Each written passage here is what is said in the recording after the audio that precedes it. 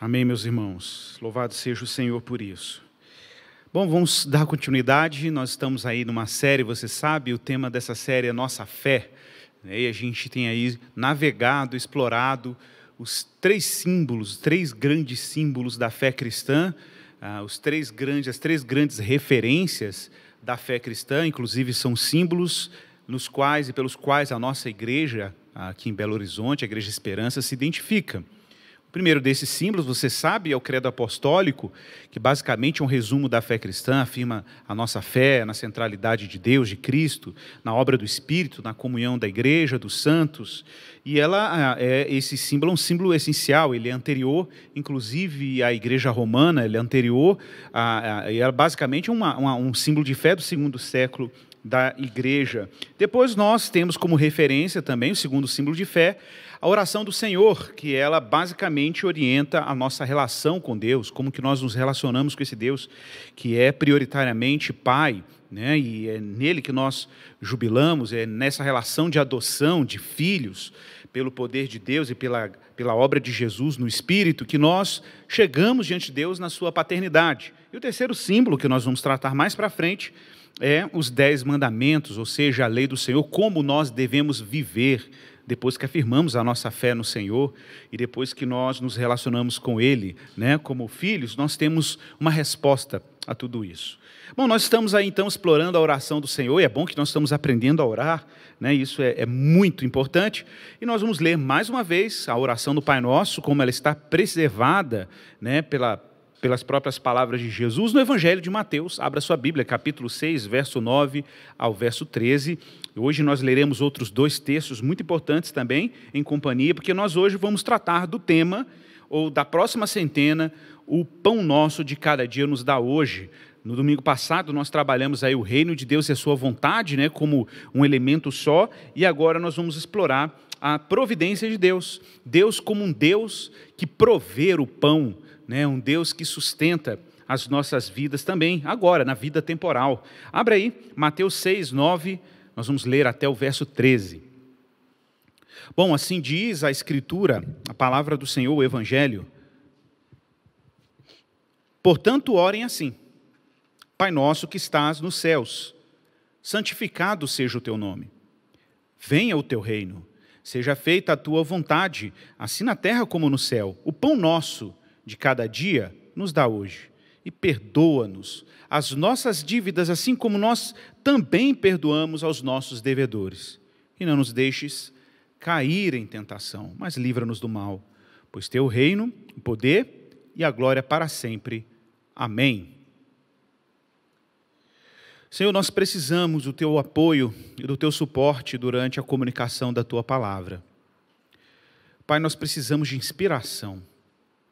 Nós precisamos do teu poder, precisamos de um dom de profecia agora, Pai. Nós precisamos ser instrumentos em tuas mãos para comunicar a tua palavra. Ó Deus, que o Senhor nos livre de desviarmos a atenção dessa mensagem para outra coisa que não o Senhor.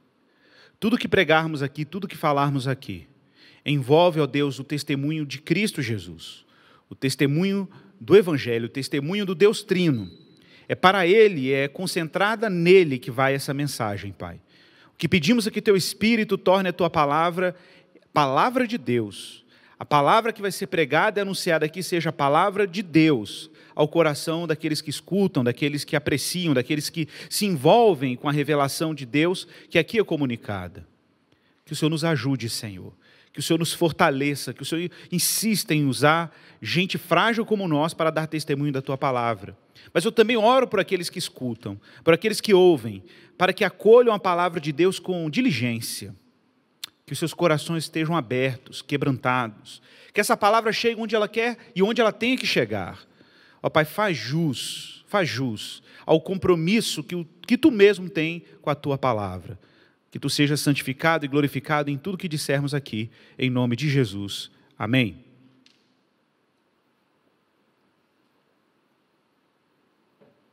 Irmãos, nessa série, particularmente nessa série da oração do Senhor, está muito claro que nós estamos aqui paulatinamente, devagar, pedaço por pedaço, aprendendo como orar. E mais do que isso, estamos aprendendo a orar como filhos de Deus, porque é basicamente isso que Jesus está nos ensinando com o Pai Nosso. Ele está nos ensinando a reconhecer Deus como nosso Pai. E é esse o ponto de partida da oração cristã. Vimos isso aqui. Bom, a oração do Senhor, como você sabe, ela está dentro de um grande bloco, que é o bloco do Sermão do Monte. Basicamente, é o conteúdo do discipulado de Jesus. Jesus está formando alunos na sua escola, e nessa escola, a escola de Jesus, ele está ensinando e educando os seus discípulos a andarem conforme a lei do Senhor e as implicações do que significa ser um discípulo dele e, naturalmente, um filho de Deus. Jesus, então, coloca no meio desse sermão uma aula sobre oração. E ele fala, quando vocês forem orar, vão lá, vão em secreto, não façam como os fariseus que oram publicamente para serem vistos pelos homens. Mas você vai na sua vida privada, naquele recinto mais íntimo, íntimo da sua casa, e faça uma oração ao Senhor nesses termos. Aí Jesus apresenta essa oração maravilhosa. E nós vimos, ela parte, e ela tem como ponto de partida uma relação. A nossa relação de filhos de Deus diante de quem Deus é. E eu percebi na oração do Pai Nosso, e você também viu isso com a gente tem trabalhado isso, que cada uma dessas sentenças do Pai Nosso, elas enfatizam atributos específicos de Deus. Isso é maravilhoso, porque na verdade a nossa oração ela vai sendo uma oração em direção ao conhecimento de Deus. Primeiramente, o primeiro atributo, Pai Nosso, deixa claro a paternidade de Deus. Depois ele reconhece a santidade de Deus, santificado seja o teu nome. Depois evoca o reino de Deus, então ele reconhece o governo e a realeza, a soberania de Deus, seja feita a tua vontade, assim na terra como no céu. E finalmente, hoje, nós vamos explorar um quarto atributo de Deus dentro do Pai Nosso, Deus como provedor. Nós vamos trabalhar Deus como provedor, o pão nosso de cada dia nos dá hoje. Bom, a gente tem feito aqui um trabalho, nessa série particularmente, de reconstituir um pouco dessa linguagem. De onde que veio essa linguagem do Pai Nosso? É claro que Jesus está nos ensinando a orar, mas Jesus usa um vocabulário que era muito familiar aos seus discípulos e ao contexto cultural de um povo que cresceu sendo educado no livro da aliança, o que nós chamamos de Pentateuco, a Torá dos judeus, e claro, a Bíblia hebraica como um todo. Esse era o ambiente, meus irmãos, esse era o ambiente de imaginação, de histórias, de narrativas, de pactos, que o povo de Israel estava imerso, e os discípulos naturalmente também estavam imersos nessa realidade. Então, o que significa pão? Nessa linguagem dos israelitas, dos discípulos, o que significava pão no contexto dos discípulos de Jesus, nesse ambiente, no ambiente do povo de Abraão, do povo de Moisés, do povo de Davi, o que significava, no final das contas, o povo que adorava no templo, esse termo, o pão nosso de cada dia. Bom, é óbvio, e muita gente já sabe disso, que termo pão aqui, naturalmente, não está restrito meramente ao pão propriamente dito, a matéria-prima ali, que tem como matéria-prima o trigo, que é levado ao forno, é fermentado, passa por alguns processos e você come ele todo dia, corriqueiramente. É claro que também abrange o pão nesse sentido, mas transcende isso. A linguagem de pão aqui, naturalmente, indica a manutenção da vida temporal. O pão aqui é o sustento básico, necessário para a manutenção da vida temporal, da vida terrena, da vida física, da vida do corpo. O pão aqui é uma referência ao suprimento diário, cotidiano, ordinário, comum. Claro que pão também poderia ser entendido aqui no sentido até abrangente, incluindo aqui não apenas o alimento cotidiano, mas também a vestimenta, a saúde, medicamentos, a higiene pessoal, tudo aquilo que é necessário para a vida humana básica, para que a gente tenha condições biológicas de continuar vivendo. Mas eu quero lembrar aos irmãos que quando Jesus introduz essa sentença da oração, porque é curioso, porque Jesus, na medida que ele vai nos ensinando a orar, observe, muita gente já começaria orando, dizendo: Deus, eu tenho necessidades, me ajuda a pagar as contas, me ajuda a fazer as compras, me ajuda a comprar os medicamentos, Jesus cura a minha doença. Não, Jesus já começa nos ensinando a orar, a gente estar diante de Deus apenas pelo que Ele é Pai. Ele é Pai nosso, que estás nos céus, Ele é santo, que o nome dele seja santificado. E depois você ainda não vai trazer a sua lista de necessidades. Depois você precisa reconhecer o reino e afirmar, invocar o governo de Deus sobre a sua vida. Venha a nós o teu reino, o reino que o próprio Deus traz, um reino que o próprio Deus empreende, um reino que o próprio Deus provê. E é a partir dessa dinâmica de um povo que está diante de um Deus como Pai, que é santo e que governa, que aí sim nós temos o contexto para apresentar a Deus as nossas necessidades temporais, que a propósito é uma sentença pequena diante de todo o quadro da oração do Pai Nosso. E é muito estranho quando a gente vê as pessoas invertendo completamente essa ordem, concentrando na oração grande parte delas das suas necessidades e pouca parte da oração a respeito da glória de Deus, do livramento de Deus, da sua salvação, daquilo que Ele é, daquilo que Ele faz em nós essencialmente. Então, queridos, atenção para isso. A petição do pão dentro da oração do Pai Nosso acontece no contexto do reino de Deus. Acontece imediatamente a evocação do governo de Deus. E é no contexto do reino. É no contexto da regência de Deus, da paternidade de Deus, da santidade de Deus, que nós pedimos o pão. Até a maneira como um cristão em oração pede o pão, e até o próprio ato de pedir o pão, aponta para uma realidade completamente nova daqueles que não são filhos do reino e daqueles que não são filhos de Deus. Sim, aqueles que não são filhos de Deus possuem uma relação com o pão completamente diferente dos filhos. Os filhos de Deus lidam com suas necessidades básicas na lógica do reino. Aqueles que não pertencem ao reino lidam com o pão na lógica do Adão caído. Isso aqui é essencial para entender esse trecho do Pai Nosso. Porque qual é a lógica do Adão caído com o pão? Como é que o homem que está exilado, o homem que está sob juízo, o homem que está alienado de Deus, lida com suas necessidades básicas? Ora, lá em Gênesis capítulo 3, verso 17, Deus deixa claro qual é a relação do homem caído com o pão. E Deus disse para Adão, Gênesis 3,17, por ter dado ouvidos à voz da sua mulher e ter comido a árvore que eu havia ordenado que você não comesse, maldita é a terra por tua causa.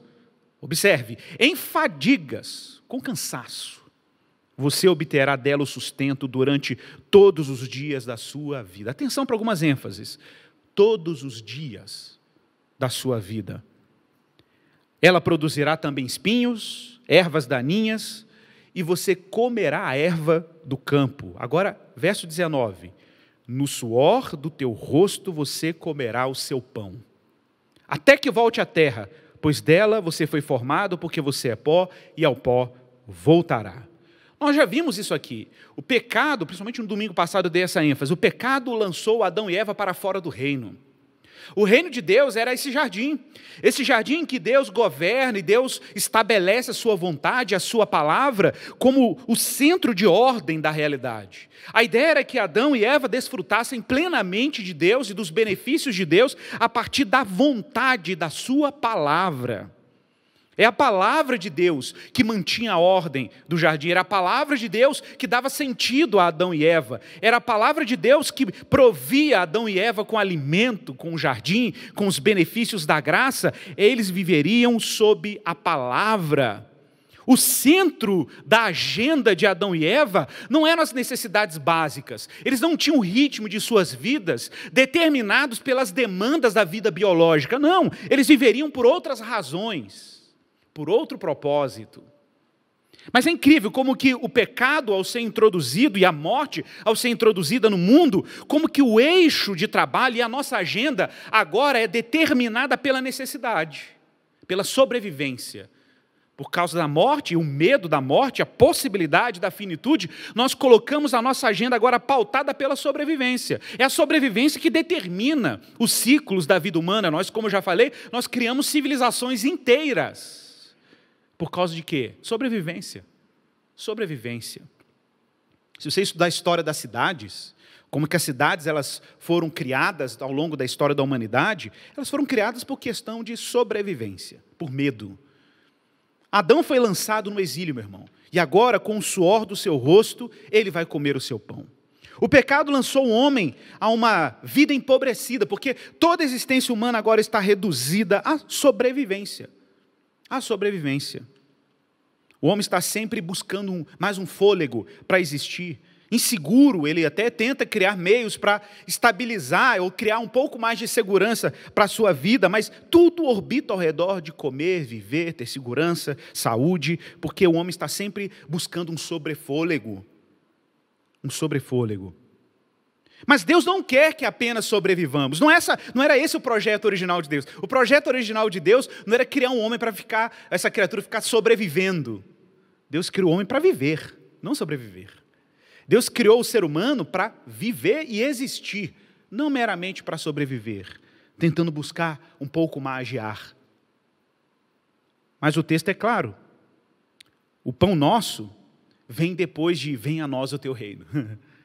Então observe, Jesus está dizendo para os discípulos que agora no reino de Deus existe uma outra lógica, que não é a lógica do Adão caído. Não é a lógica do Adão que com suor, com trabalho servil, pesado, tinha todos os ritmos da sua existência pautados pela necessidade de sobrevivência. Não, no reino a dinâmica é diferente. Nós vamos ver isso. Mas para a gente entender a lógica do reino, nós precisamos de novo voltar à história do reino sacerdotal. Quando Deus chama os israelitas para recontar a história, para reiniciar suas intenções originais para com a humanidade. Foi isso que Deus fez com Israel. Quando Deus escolheu Israel dentre as nações, a intenção de Deus era que Israel, como um reino sacerdotal, recuperasse no seu drama e na sua caminhada de conhecimento de Deus, o que significava ser humano, de verdade. Que o ser humano não sobrevive, vive. Que o ser humano não sobrevive, existe. Abra sua Bíblia comigo, vamos acompanhar uma história aqui que tem tudo que ver. Porque quando Jesus fala, o pão nosso de cada dia nos dai hoje, essa linguagem, irmãos, essa linguagem é uma linguagem evidente para os discípulos. Essa linguagem, o pão nosso de cada dia nos dai hoje, imediatamente levaria a mente dos discípulos àquela imaginação que eles tinham, aquela memória do povo de Israel acerca do maná. O maná, que foi exatamente um pão diário que Deus enviou para os israelitas no deserto. Vamos levar um pouquinho a nossa imaginação para compreender essa história aí. Êxodo capítulo 16, verso 2. Eu vou ler alguns versos, vou pular alguns, porque a história ela é extensa, mas é belíssima e fala sobre isso. A gente pense aqui, os israelitas viviam no Egito sob a tirania de Faraó. Opressão diária, de domingo a domingo, não tinha folga, não tinha sábado, não tinha descanso. Era um trabalho contínuo sob a tirania de um falso deus chamado Faraó. Esse era o trabalho dos israelitas. Eles trabalhavam sob tirania para sobreviver. Toda a dinâmica era para a sobrevivência. E Deus tinha uma promessa que corria no sangue dos israelitas, a promessa que Deus firmara com Abraão, que levaria os seus descendentes a habitar numa terra boa, espaçosa, que eles seriam inumeráveis, incontáveis, como as estrelas do céu, como a areia do mar. E ali, sobre a tirania de Faraó, Deus estende a sua mão forte, na Páscoa liberta os seus filhos, os israelitas dali, e com mão forte, mão poderosa, julga os deuses do Egito e conduz os israelitas pelo deserto à terra de Canaã durante 40 anos. Bom, é nesse cenário de caminhada pelo deserto, já distantes do Egito, já depois de terem testemunhado os grandes feitos de Deus, as pragas, a abertura do Mar Vermelho, agora os israelitas estão numa marcha que não é fácil, é verdade, uma marcha dura, no deserto, 40 anos, meio que andando em círculos, porque Deus estava dando um tempo para acumular a iniquidade dos cananeus, para então eles finalmente entrarem na terra da promessa. E aí, no capítulo 16 de Êxodo, verso 2, diz que toda a congregação dos filhos de Israel começou a murmurar. Começou a murmurar contra Moisés, contra Arão no deserto. E os filhos de Israel disseram a Moisés e a Arão, olha, quem nos dera tivéssemos morrido pela mão do Senhor na terra do Egito, quando estávamos sentados junto às panelas de carne e comíamos pão à vontade. Pois vocês nos trouxeram a este deserto a fim de matarem de fome toda esta multidão. Observe como os israelitas estão ansiosos pela lógica da sobrevivência. Então o Senhor disse a Moisés, eis que farei chover do céu pão para vocês. Vou fazer chover pão para vocês. E o povo sairá e recolherá diariamente. É o pão de cada dia, gente. Diariamente, a porção para cada dia. E eu os porei à prova, para ver se andam na minha lei ou não. Verso 9. Então Moisés disse a Arão, diga a toda a congregação dos filhos de Israel, que se acheguem à presença do Senhor, pois ele ouviu as murmurações de vocês. Enquanto Arão falava a toda a congregação dos filhos de Israel, olha o que aconteceu. Eles olharam para o deserto, e eis que a glória do Senhor apareceu na nuvem. E o Senhor disse a Moisés: tenho ouvido as murmurações dos filhos de Israel. Diga-lhes: no pôr do sol, ao crepúsculo da tarde, vocês vão comer carne. E pela manhã vocês comerão pão à vontade. E saberão que eu sou o Senhor, seu Deus. É fantástico pensar que nesse verso 12, Deus está provendo o jantar e o café da manhã. O jantar e o café da manhã, todos os dias. Verso 13, à tarde aparecerão codornizes e cobrirão o arraial, e pela manhã haverá um orvalho ao redor do arraial. E quando o orvalho que havia caído se evaporar na superfície do deserto, e restava ali então uma coisa fina, semelhante a escamas, fina como a geada sobre a terra. E quando os filhos de Israel viram aquilo, perguntaram uns aos outros: o que é isso? Pois não sabiam o que era. Claro que não, porque isso não era terreno. Moisés respondeu: isso é o pão que o Senhor dá a vocês para comerem. Verso 16, isto é o que o Senhor ordenou, que cada um recolha o que conseguir comer. Olha que interessante isso aqui. Cada um recolha o que consegue comer. 2 litros por cabeça, segundo o número de cada um pegará para todos os que vivem em sua tenda. Assim, os filhos de Israel recolheram uns mais do que os outros e outros menos, e conforme a medida fixada. Ou seja, cada um pegava a porção necessária para a sua casa. Se a casa era grande, você pegava mais maná. Se a casa era pequena, menos maná. Mas olha o que diz aí: e não sobrava para quem havia recolhido muito, e nem faltava para quem havia recolhido pouco, pois cada um recolhia o quanto conseguia comer. Então Moisés disse: ninguém deixe nada para a manhã seguinte. Não pode deixar nada para a manhã seguinte. Eles, porém, não deram ouvidos a Moisés. Verso 20. E alguns deixaram do maná para a manhã seguinte. Ou seja, vamos tocar porque, quem sabe, né, amanhã a gente pode ficar na mão aí. Então vamos guardar aqui o maná, porque vai que dá ruim, né? Mas olha o que acontecia com o maná estocado. Deu bicho e cheirava mal. E Moisés se indignou contra eles. Claro, verso 26. Olha a ordem de Deus. 6 dias vocês recolherão o maná. 6, irmãos. Mas não são 7 dias a semana? Sim, 6 dias. Mas olha o nível de cuidado de Deus. 6 dias vocês recolherão, mas o 7º é o sábado. Nele não haverá nada para recolher. Ninguém vai ficar no campo catando maná. Ué, mas como é que a gente vai viver no sábado? Como é que a gente vai viver no dia do descanso, se não pode colher o maná no sábado? No 7º dia, algumas pessoas saíram para recolher, porém não acharam. Por quê? Porque Deus mandava na sexta-feira o dobro do maná. E esse era o único maná autorizado a ser estocado. E não estragava. Porque Deus já provia o maná do sábado para que eles não tivessem que colher. É impressionante. Se você pegasse o maná e guardasse ele na terça-feira para a quarta, ele ia estragar. Mas se você pegasse o maná da sexta-feira para ter o que comer no sábado, esse maná era preservado. Então o Senhor disse: até quando vocês se recusarão a guardar os meus mandamentos e as minhas leis? Vejam, o Senhor deu a vocês o sábado, por isso Ele, no 6º dia, lhes dá alimento para 2 dias, para que cada um fique onde está e ninguém saia do seu lugar no 7º dia. Verso 30, assim o povo descansou no 7º dia. A casa de Israel deu àquele alimento o nome de maná.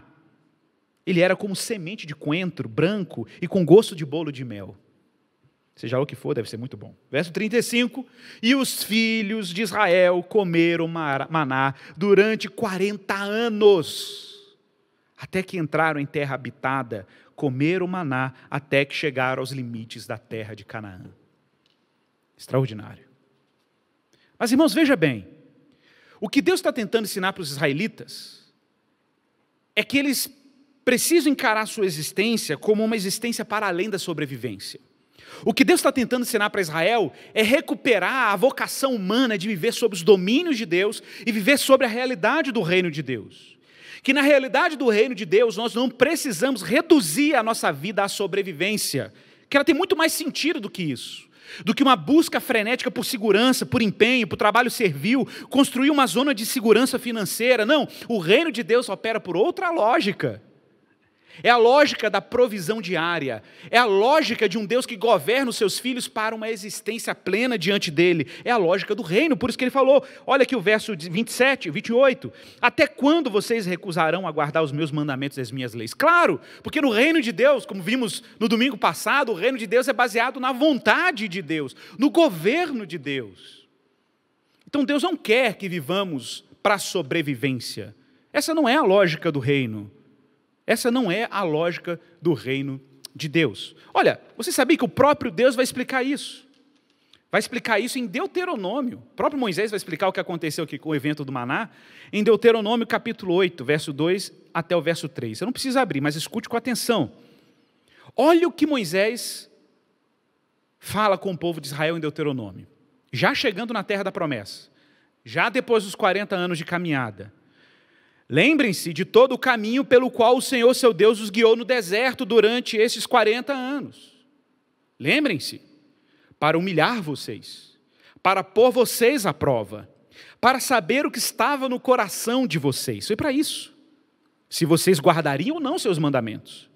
Ele humilhou vocês, ele os deixou passar fome, ele os sustentou com maná, que vocês não conheciam e que nem seus pais e vocês conheciam, para que vocês compreendessem o quê? Olha o que eles tinham que compreender. Que o ser humano não viverá só de pão, mas de tudo o que procede da boca do Senhor. Irmãos, está óbvio. Está óbvio que Deus está chamando os israelitas para viver um outro patamar de comunhão com Deus.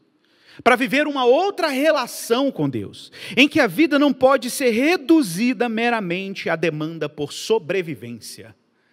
Deus está chamando o seu povo para viver pela palavra. Porque era assim que Adão e Eva viviam no jardim.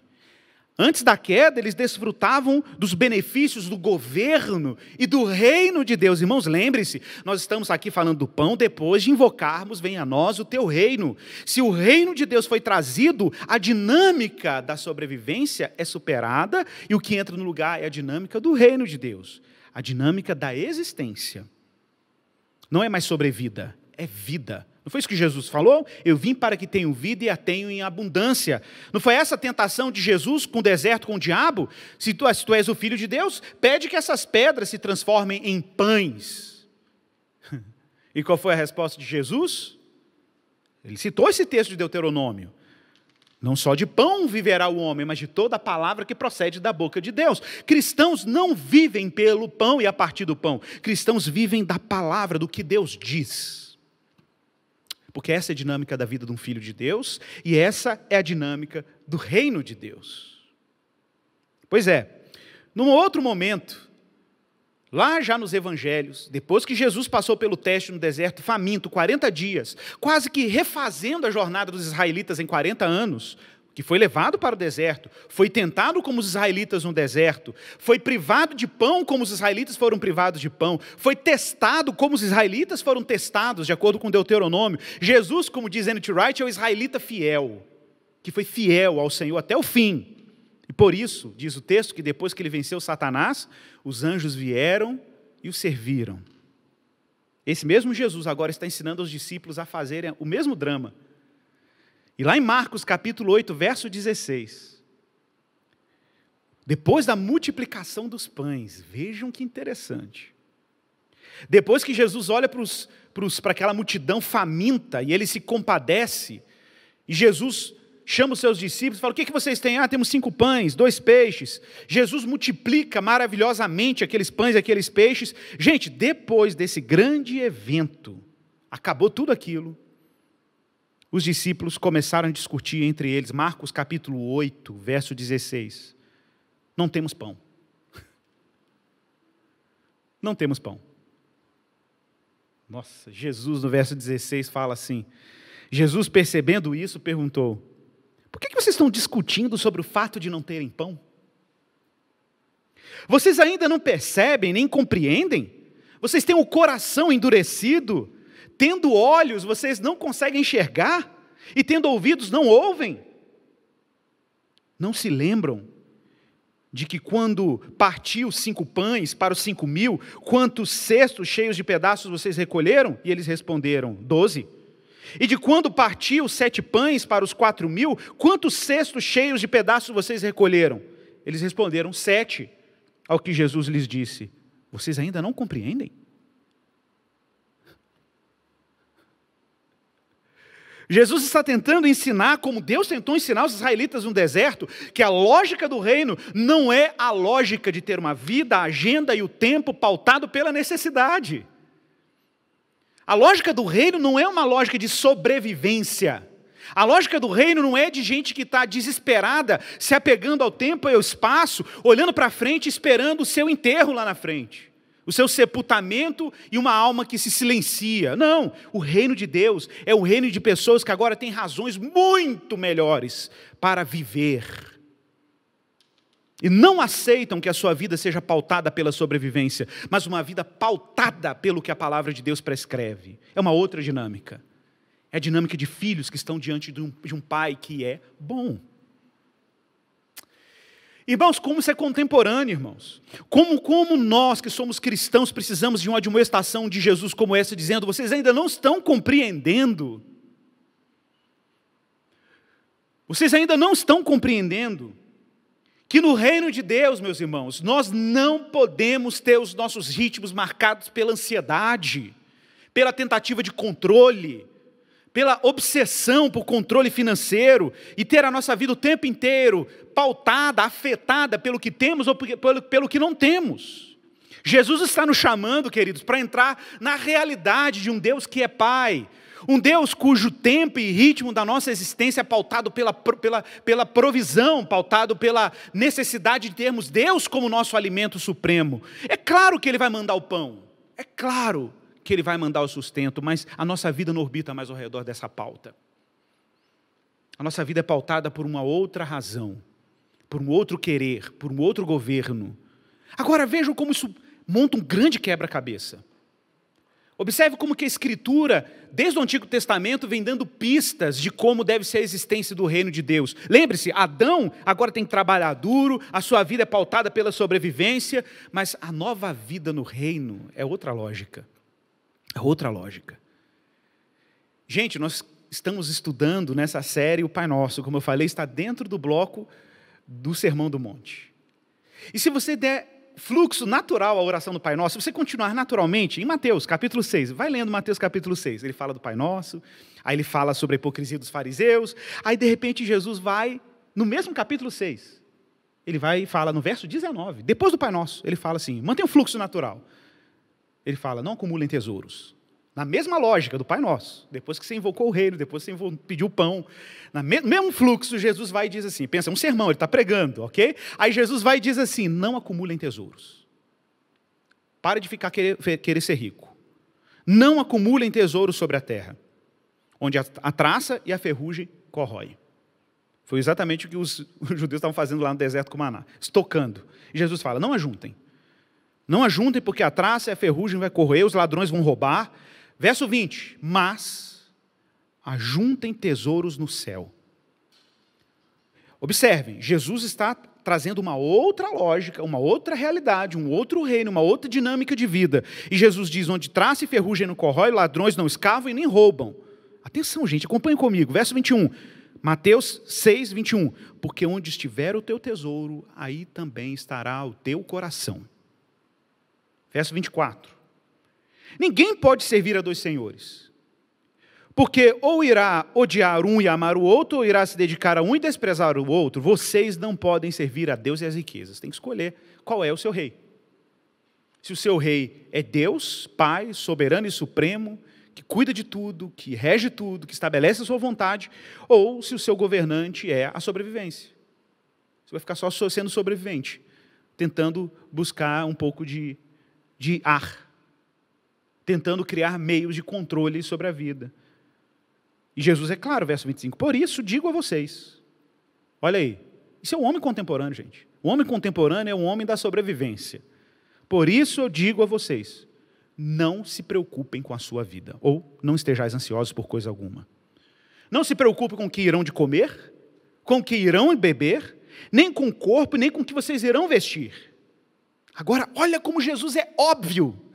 no verso 25, tudo a ver com o que a gente está falando aqui desde o início, desde o chamado de Israel. Olha como Jesus é óbvio. Não é a vida mais do que o alimento? Não é o corpo mais do que as roupas? Olha como ele é óbvio. E aí Jesus usa uma analogia no verso 26. Observem as aves dos céus. Elas não semeiam, elas não colhem, elas não ajuntam em celeiros, não estocam. No entanto, atenção para o termo que Jesus vai usar, o Pai. Claro, é o ponto de partida da adoração do Senhor. No entanto, o Pai de vocês que está nos céus, que é a mesma estrutura do Pai Nosso que estás nos céus, sustenta cada uma delas. Olha, o que Jesus está dizendo aqui é o seguinte, é que de todas as criaturas do universo conhecido, todas elas que foram criadas por Deus, desfrutam de todos os benefícios de viverem no reino de Deus. Todos os benefícios. Os pássaros desfrutam desse benefício, os peixes desfrutam desse benefício, as formigas desfrutam desse benefício, todas as criaturas. A única criatura ansiosa nisso tudo é você, sou eu. O que Jesus está dizendo é que passarinho, apesar de ser uma criatura pequena, com pouca complexidade comparado aos seres humanos, ela desfruta de todos os benefícios do reino. O lírio nos campos desfruta e tem beleza de todos os benefícios que o reino de Deus dá para ela. A mais simples e rudimentar criatura, o Pai, providencialmente está dando alimento todos os dias, não lhes falta nada. Mas tem uma criatura entre as criaturas que está lá inquieta. Está lá cheia de comichões. Está lá tentando criar meios para sobreviver, e toda a vida dela está reduzida à sobrevivência. Enquanto os animais devem olhar para a gente, se eles tivessem consciência, e dizer assim, rapaz, esse povo é ansioso mesmo. Eu fico imaginando, sei lá, se um passarinho tivesse consciência, ele ia olhar para o ser humano, com aquela correria, carro indo para o lado, carro indo para o outro, carro indo para o lado, carro indo para o outro. Ele devia olhar e falar assim, esse povo vive outro reino. Esse povo vive outra realidade, não é a nossa. Eles vivem outra realidade. O Pai de vocês que está no céu a sustenta. Será que vocês não valem muito mais do que as aves? Quem de vocês, por mais que se preocupe, pode acrescentar um côvado ao curso de suas vidas? E porque se preocupam com o que vão se vestir? Observem os lírios do campo, eles não trabalham, não fiam. Eu, porém, afirmo a vocês que nem Salomão em toda a sua glória se vestiu como um deles. Agora, verso 30. Ora, se Deus veste assim a erva do campo, que hoje existe e amanhã é lançada no forno, não fará muito mais por vocês, homens de pequena fé? Portanto, não se preocupem dizendo que comeremos, que beberemos, como nos vestiremos, porque os gentios, ou seja, os pagãos, aqueles que não estão no reino, é que se preocupam com todas essas coisas. Olha a ênfase, o Pai de vocês, o Pai de vocês que está no céu, mesma linguagem do Pai Nosso que está no céu, o Pai de vocês que está no céu, sabe que vocês precisam de todas elas, Ele sabe. Mas busquem, em primeiro lugar, comer, sobreviver, ter roupa, casa bacana, não. Busquem em primeiro lugar a dinâmica do reino de Deus e a sua justiça. Busquem em primeiro lugar se verem num reino governado. É a ordem do Pai Nosso. Pai Nosso que estás no céu, santificado seja o teu... Venha a nós o teu reino. Aí sim você pede o pão. Aí você pede o pão. Por quê? Porque está na lógica, está na ordem. Primeiro Deus governa e nós desfrutamos do governo de Deus, buscamos o governo de Deus e o pão nosso de cada dia Ele nos dá hoje. Nos dá hoje. De cada dia. Providencialmente cada dia. E é claro, como o texto diz, nos dai hoje, porque a ideia é essa mesmo. A ideia é que o pão é dádiva. A ideia é que o pão é um presente. A ideia é que Deus vai lá e dá o pão. A ideia é que eu não vivo mais pela lógica de querer produzir os recursos para a minha existência. Eu não vou estocar em celeiros. Eu não vou juntar em tesouros. Eu simplesmente confio que Deus dá por graça. Ele dá por graça. O catecismo de Heidelberg, que é o catecismo que nossa igreja também subscreve, na pergunta 125 sobre o Pai Nosso, olha que belíssimo. A pergunta é, o que quer dizer o pão nosso de cada dia nos dá hoje? Aí a resposta do catecismo é, o pão nosso de cada dia nos dá hoje quer dizer, Cuida de nós com tudo o que for necessário ao nosso corpo, para que reconhecemos que Tu és a única fonte de todo o bem e que sem a Tua bênção, nem nosso cuidado, nem nosso trabalho, nem nossos dons são úteis. Faze também com que, por isso, não mais depositemos a nossa confiança em qualquer criatura, mas somente em Ti. Por isso que Jesus falou, homens de pequena fé. Então observe, Deus está trocando o ritmo de uma vida pautada na ansiedade, no desespero, na sobrevivência, para a do reino de Deus, que é baseado na confiança em Deus e numa fé irrestrita a Ele. Não é mais o pânico, agora é a fé. Não é mais o desespero, agora é a esperança. Não é mais o desgoverno, agora é o reino de Deus. O João Calvino também, explicando a oração do Senhor, diz o seguinte: venha de onde vier, seja qual for o meio pelo qual venha, o que temos é sempre puro e gratuito dom de Deus. Mesmo que nos venha pelo trabalho de nossas mãos, ou por nosso engenho e arte, ou de qualquer outra maneira, tudo é dom de Deus. Tudo é dom de Deus. Você já parou para pensar nos processos que Deus opera para chegar um pão no seu café da manhã? Eu fico imaginando a plantação de trigo lá nos Pampas, nos Pampas argentinos. E as pessoas semeando o trigo, Deus mandando a chuva no tempo certo, pensando no seu prato aqui, pensando na sua casa aqui no Brasil. Deus guardando aquelas plantações da praga, seja pela tecnologia, seja por outro meio. Depois aquele trigo é colhido, moído. Depois aquilo vira uma farinha de trigo. Depois aquilo passa por uma distribuidora, por comércio, por estrada, por avião, por navio, seja lá o que for.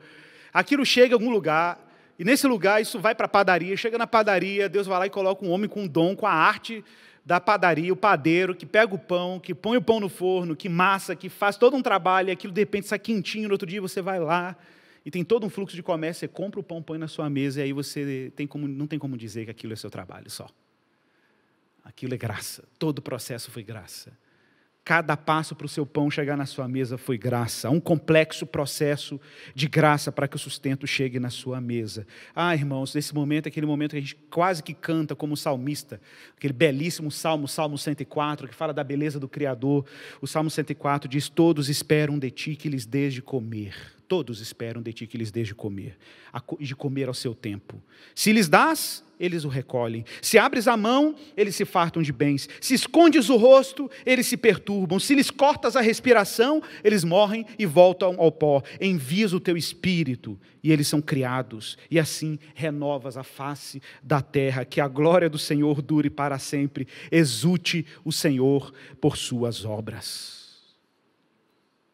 Dizer o pão nosso de cada dia, não é o de amanhã, não é o de ontem, não é o que virá, não é daqui a uma semana, daqui a 3 anos, não. O pão nosso de cada dia nos dá hoje, significa que todos os dias eu vivo pela porção da graça que a palavra e a providência de Deus me dão, como um pássaro, frágil, contente, satisfeito, nem quero mais, nem quero menos, sou grato pelo que tenho. Por isso, irmãos, a oração do Pai Nosso, caminhando para o final, enfatiza um aspecto que, quando o irmão, um filho de Deus tem, você se torna uma pessoa extremamente livre, meu irmão. Se chama contentamento. É incrível como que a gente gasta energia, tempo, trabalho, esforço, oração, pedindo uma lista de coisas para Deus. Mas nessa lista nós não temos uma palavra-chave, chama contentamento. Nós preferimos ter um carro melhor e orar para um carro melhor do que orar para Deus me dê contentamento com o que eu tenho. E gente, quando eu falo contentamento aqui, é real. É que tipo assim, Deus coloca no coração uma satisfação e você fica pleno, e acabou. É isso aí, você fica pleno com o que você tem. E você não cria expectativa, você não fica ansioso pedindo, se comprometendo, não, você simplesmente se acalma. E fala, tá bom, é o que eu tenho para hoje, glória a Deus, foi o que Ele me deu. E vamos embora, porque minha vida não é para sobreviver. A minha vida é para existir diante dEle, para a glória dEle. Isso é a dinâmica do reino. Lembra de Provérbios? Olha o tom de Provérbios, capítulo 30, verso 8 e 9. Não me des nem pobreza e nem riqueza. Olha Provérbios. Não me des nem pobreza nem riqueza. Dá-me o pão que for necessário, para não acontecer que, estando eu farto, te negue e diga, quem é o Senhor? Ou que, empobrecido, venha furtar e profane o nome de Deus. Nem riqueza, nem pobreza. O suficiente. O suficiente. Irmãos, como eu digo, a minha grande inquietação com as teologias baseadas na felicidade terrena e temporal dos seres humanos, teologias que te dizem para você que você é cabeça, não é cauda, que você é vitorioso, é vitoriosa, que agora Deus vai abrir as portas. Uma vez eu me lembro, gente, muito tempo atrás isso, tá? É muito tempo atrás mesmo, foi na década de 90. Eu estava num culto, um pastor estava pregando assim: irmãos, porque eu fui visitar o irmão fulano de tal, e cheguei na casa do irmão fulano de tal, eu cheguei lá, olhei e falei assim, o irmão veio todo alegre na minha direção, dizendo assim: pastor, vem cá, vou te mostrar o carro, pastor, que Deus me deu. Cheguei lá, irmãos, era uma Brasília toda arrebentada, a lataria toda enferrujada, e aquele irmão estava na alegria. Eu falei: irmão, para de ser medíocre, irmão, Deus não dá mochiba para ninguém não, Deus não dá carro velho para ninguém não, Deus só dá a bênção, tem que ser um carro novo, e não sei o que. Eu falei: gente, que pobreza desse pastor, que pobreza, mediocridade é desse pastor. Porque aquele irmãozinho estava grato porque ele vivia o reino de Deus. Aquele irmãozinho estava grato porque ele sabia que Deus era o que Deus tinha para ele naquele dia. E o que importa? O que importa é que Deus deu. O que importa é que Deus proveu. Não importa o carro, o tipo, a classe, se é novo, se é velho, o que importa é o que Deus quer dar. Ele podia não ter dado, não, ele podia dar uma barra forte para aquele irmão. Era o que Deus tinha dado. Amém. Graças a Deus. Aquele irmão não quer sobreviver, ele quer viver. Ele quer viver a experiência e a vida dele diante de Deus como um Deus que governa. Irmãos, eu quero encerrar essa mensagem com 1 Timóteo, capítulo 6, verso 6 a verso 11. E vejo como isso é simplesmente uma contraposição com essas teologias de sobrevivência. Por isso que eu falo, teologia da prosperidade, meu irmão. Meu problema com a teologia da prosperidade é muito objetivo. É que eles oferecem pouco demais. Pouco demais. Pouco demais. Porque o reino de Deus é um negócio gigantesco. O reino de Deus significa que Deus cuida da nossa existência aqui, nos manda a graça que é necessário para a gente sobreviver, para a gente viver, para a gente caminhar com Ele o suficiente para a manutenção da nossa existência, para a gente cumprir a missão que Ele nos deu, manifestar a glória dEle. A porção de saúde que eu tenho é o suficiente, por isso eu tenho que fazer bom uso dela, fazer uma boa mordomia dos recursos que Ele me deu, porque isso é para a glória do Senhor, é para o testemunho dEle. Essa é a dinâmica do reino, mas o que me espera é incorruptível. A minha demanda não é para uma casa que vai enferrujar e cair aos pedaços depois de alguns anos. A minha expectativa é uma casa eterna, porque a minha fome por estabilidade, felicidade e alegria é eterna, são eternas. 1 Timóteo 6, verso 6. Paulo é claríssimo.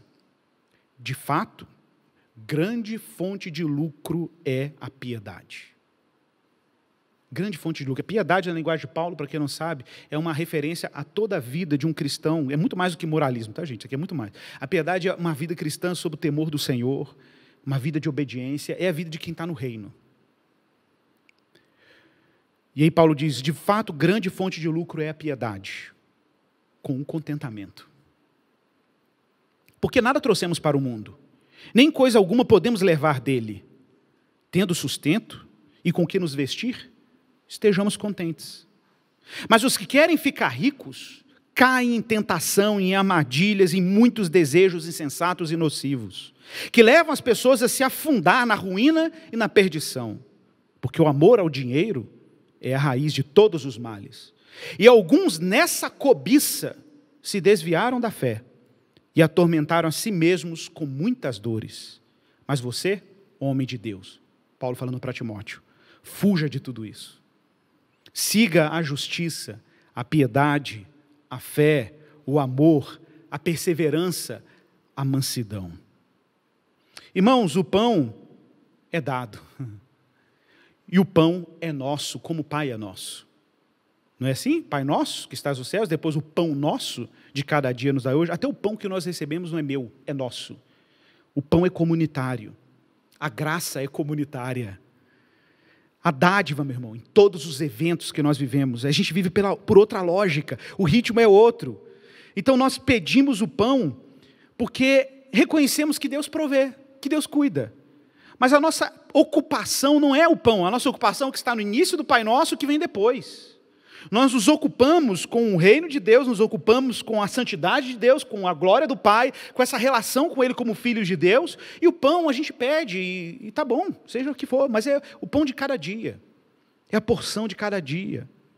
A vida no reino, meu irmão, é existência, não é sobrevivência. A gente escuta muito essas frases por aí, né? Eu não quero viver para trabalhar, né? E eu não quero viver para trabalhar, eu quero trabalhar para viver. Não, irmão, cristão não vive nem para trabalhar e nem trabalha para viver. Nenhum dos dois. O cristão, ele existe, por isso ele trabalha e vive. A existência do cristão antecede o trabalho e a vida. O que ele é diante de Deus como filho de Deus é o fundamento pelo qual ele tem uma relação completamente diferente com o trabalho e com a sobrevivência, com a vida. Muda tudo. O ponto de partida não é tentar ser alguma coisa a partir da sobrevivência, o ponto de partida é que já somos. O que somos? Filhos de Deus. Esse é o ponto de partida. Meu irmão, o convite de Deus nessa palavra é para você se lançar em fé e confiança na bondade do Pai. Irmãos, como o coração humano trava lutas homéricas para confiar simplesmente no fato de que Deus é bom. Enquanto nós entramos num relacionamento com Deus com reservas, com precauções, fazendo cálculo de risco, fazendo previsões, eu vou apostar 50% em Deus, 30% em Deus, nós ainda não vivemos pela fé. Para viver pela fé, meu irmão, tem que pular para o reino. Para viver pela fé, tem que ouvir o chamamento de Jesus dizendo, vem e me segue. Vem e me segue. Não pensa, meu irmão, só creia e pula. Pula para dentro do reino de Deus. Enquanto nós apostamos, enquanto nós investimos 10, 20, 30%, pode ficar tranquilo que os outros porcentos aí está tudo cativo da lógica da sobrevivência. Mas se nós queremos existir e ter vida e vida em abundância, que tem um sentido muito mais profundo, que implica no acúmulo de tesouros para a eternidade, saiba disso, a nossa entrega é 100% e a nossa confiança é 100%. Não é mais na lógica do homem caído, é na lógica da fé. A ansiedade dá lugar à fé. Buscar em primeiro lugar o reino de Deus e a sua justiça e essas coisas. Comida, vestes, elementos básicos para a sobrevivência serão acrescentados. Vamos orar ao Senhor. Pai, como é maravilhoso sabermos que estamos diante de um Deus que é provedor. É maravilhoso saber que o Senhor nos dá graça, primeiro para abrir os nossos olhos, porque os discípulos estavam com os olhos completamente míopes, fechados, cerrados, para discernir quem é que estava com eles. O Senhor sabe que nós, como os teus discípulos, às vezes somos lentos em compreender que a nossa vida transcende a sobrevivência. Pai, nós não queremos caminhar nessa vida como alguém que está em busca de sobrefôlego. Nós queremos viver como os pássaros que já sabem e conhecem a bondade do Pai. Está tudo dado, está tudo disponível. Pai, assim como o Senhor proveu alimento para os israelitas no deserto, um pão diário, o Senhor tem feito isso conosco pela Tua graça. O Senhor usa os meios que for necessários para trazer o pão à nossa mesa. Por isso nós não precisamos nos ocupar com nada disso. Nós temos que nos ocupar com a lógica do reino de Deus, de priorizar o Senhor, de priorizar o que Deus prioriza, de levar para a nossa casa, para as nossas famílias, a boa nova dessa dinâmica em que o Senhor costura a nossa história. Que o Senhor dá teto como o Senhor quiser, uma casa alugada, uma casa comprada, não importa, mas que sejamos gratos e contentes, que o nosso coração se aquiete, que a gente possa dizer para o Senhor, tá bom, Senhor, o Senhor sabe de tudo e sabe de todas as nossas necessidades, agora que possamos viver não pelo pão, mas pela palavra, que possamos viver não pela ansiedade, mas pela fé, não pelo falso senso de controle, não debaixo das riquezas como Senhor, mas debaixo do Senhor como Senhor.